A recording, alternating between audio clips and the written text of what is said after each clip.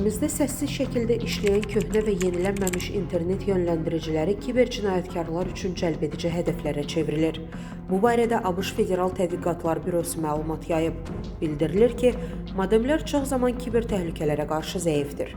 Bundan istifadə edən hakerlər isə ev şəbəkəsinə daxil olaraq şəxsi məlumatlara, cihazlara və xidmətlərə zərər verə bilər. Qlobal Infoza danışan informasiya texnologiyaları üzrə mütəxəssis Elvin Abbasov deyib ki, bu tip cihazlar tez-tez zərərli proqramlarla yoluxdurulur və ev şəbəkələrinə sızmaq üçün istifadə edilir. Stat router vasitəsilə həyata keçirilən hücumlar nəticəsində yalnız internet bağlantısı deyil, həmin şəbəkəyə qoşulmuş digər cihazlara da nəzarət mümkündür.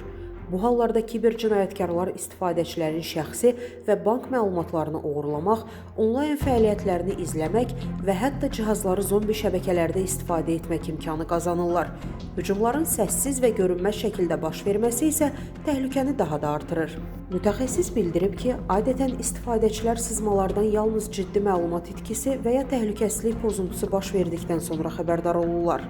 Yönləndiricilərin proqram təminatı mütəmadi olaraq yenilənməli, standart şifrələr dəyişdirilməli və şəbəkə təhlükəsizliyi üzrə əsas tədbirlər görülməlidir.